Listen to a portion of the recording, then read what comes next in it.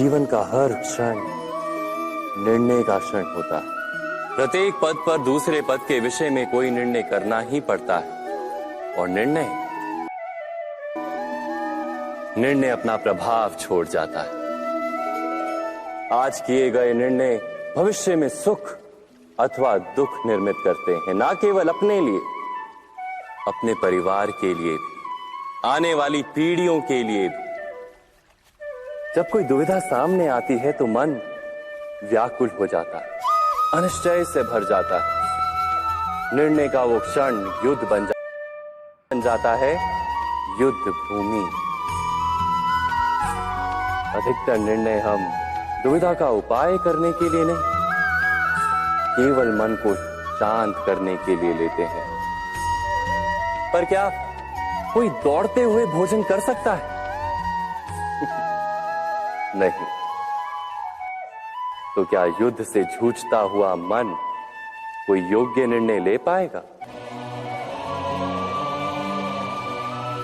वास्तव में शांत मन से जब कोई निर्णय करता है तो अपने लिए सुखद भविष्य बनाता है, किंतु अपने मन को शांत करने के लिए जब कोई निर्णय करता है तो वो व्यक्ति भविष्य में अपने लिए कांटों भरा वृक्ष लगाता है। स्वयं विचार कीजिएगा।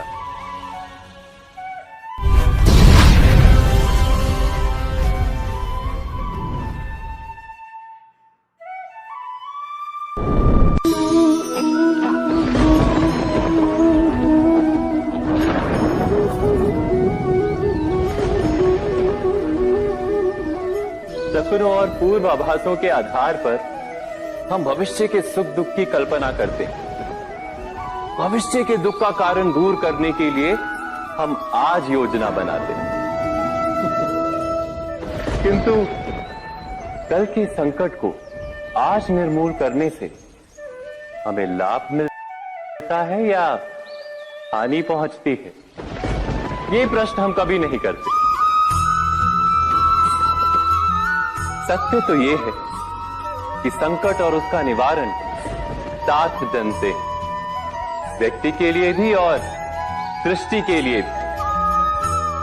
नहीं, आप अपने भूतकाल का स्मरण कीजिए, इतिहास को देखिए, आप तुरंत ही ये जान पाएंगे कि जब जब संकट आता है तब तब उसका निवारण करने वाली शक्ति भी जन्म लेती है।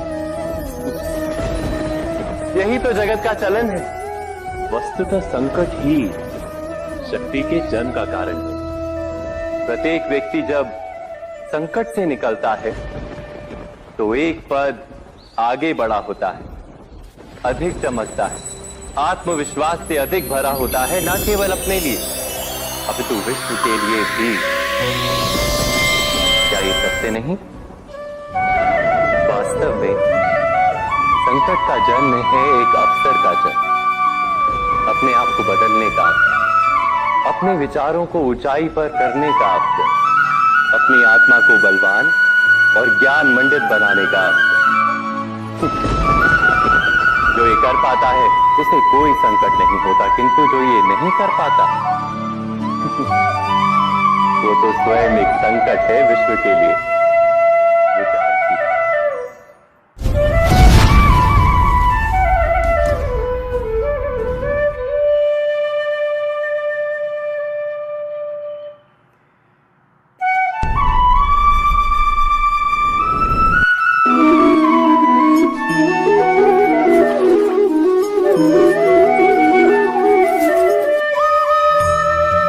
जीवन में आने वाले संघर्षों के लिए जब मनुष्य स्वयं को योग्य नहीं मानता, जब उसे अपने ही बल पर विश्वास नहीं रहता, तब वो सब गुणों को त्याग कर दुर्गुणों को अपनाता है। वस्तुतः मनुष्य के जीवन में दुर्जनता जन्म ही तब लेती है जब उसके अंतर में आत्मविश्वास नहीं होता। आत्मविश्वास ही अच्छाई को धारण करता है। ये आत्मविश्वास है क्या?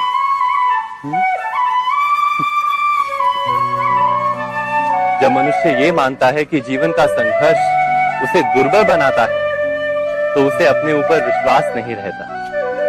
वो संघर्ष के पार जाने के बदले संघर्ष से छूटने के उपाय ढूंढने लगता है।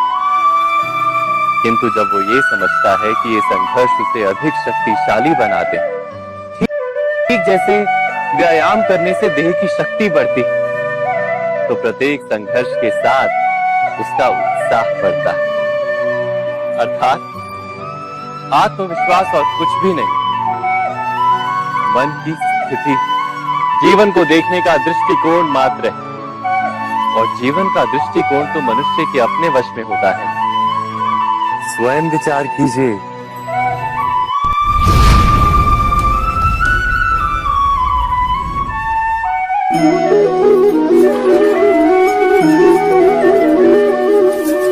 पिता सदा ही अपने संतान के सुख की कामना करते, उनके भविष्य की चिंता करते रहते। इसी कारणवश सदा ही अपने संतानों के भविष्य का मार्ग स्वयं निश्चित करने का प्रयत्न करते रहते।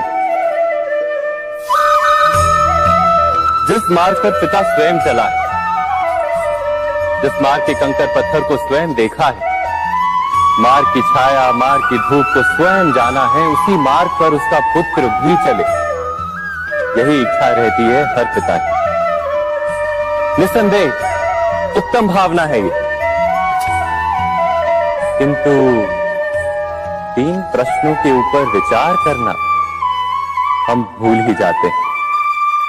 कौन से प्रश्न? प्रथम प्रश्न, क्या समय के साथ प्रत्येक मार्ग बदल नहीं जाते? क्या समय सदा ही नई चुनौतियों को लेकर नहीं आता? तो फिर बीते हुए समय के अनुभव नई पीढ़ी को किस प्रकार लाभ दे सकते हैं? दूसरा प्रश्न, क्या प्रत्येक संतान अपने माता पिता की छवि होता है? हाँ, संतानों को संस्कार तो अवश्य माता पिता देते हैं, किंतु भीतर की क्षमता तो ईश्वर देते हैं। तो जिस मार्ग पर पिता को सफलता मिली है, विश्वास है कि उसी मार्ग पर उसकी संतानों को भी सफलता और सुख प्राप्त होगा। तीसरा प्रश्न, क्या जीवन के संघर्ष और चुनौतियां लाभकारी नहीं होती? क्या प्रत्येक नया प्रश्न एक नए उत्तर का द्वार नहीं खोलता? तो फिर संतानों को नए नए प्रश्नों, संघर्षों और चुनौतियों से दूर रखना, ये उनके लिए लाभ करना कहलाएगा या हानि पहुंचाना? अर्थात जिस प्रकार संतान के भविष्य का निर्माण करने के बदले उसके चरित्र का निर्माण करना श्रेष्ठ है, वैसे संतानों के जीवन का मार्ग निश्चित करने के बदले उन्हें नए संघर्षों के साथ जूझने के लिए मनोबल व ज्ञान देना अधिक लाभदायक नहीं होगा? स्वयं विचार कीजिए।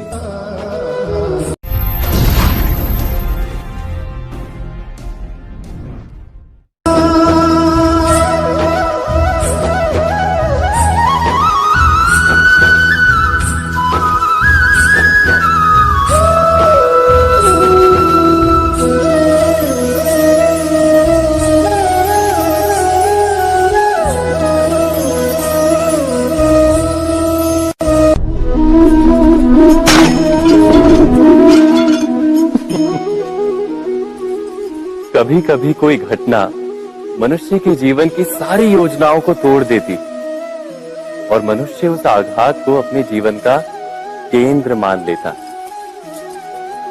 पर क्या भविष्य मनुष्य की योजनाओं के आधार पर निर्मित होते हैं? नहीं। जिस प्रकार किसी ऊंचे पर्वत पर सर्वप्रथम चढ़ने वाला उस पर्वत की तलाई में बैठकर जो योजना बनाता है, क्या वही योजना उसे उस पर्वत की चोटी तक पहुंचाती है? नहीं। वास्तव में वो जैसे जैसे ऊपर चढ़ता है, वैसे वैसे उसे नई नई चुनौतियां, नई नई विडंबनाएं, नए नए अवरोध मिलते हैं। प्रत्येक पद पर वो अपने अगले पद का निर्णय करता है। प्रत्येक पद पर उसे अपनी योजनाओं को बदलना पड़ता है। कहीं पुरानी योजना उसे खाई में ना ढकेल दे। वो पर्वत को अपने योग्य नहीं बना पाता, केवल स्वयं को पर्वत के योग्य बना सकता है। क्या जीवन के साथ भी ऐसा ही नहीं? जब मनुष्य जीवन में किसी एक चुनौती को एक अवरोध को अपने जीवन का केंद्र मान लेता है, अपने जीवन की गति को ही रोक देता है, तो वो अपने जीवन में सफल नहीं बन पाता और ना ही सुख और शांति प्राप्त कर पाता। अर्थात जीवन को अपने योग्य बनाने के बदले स्वयं अपने को जीवन के योग्य बनाना ही सफलता और सुख का एकमात्र मार्ग नहीं।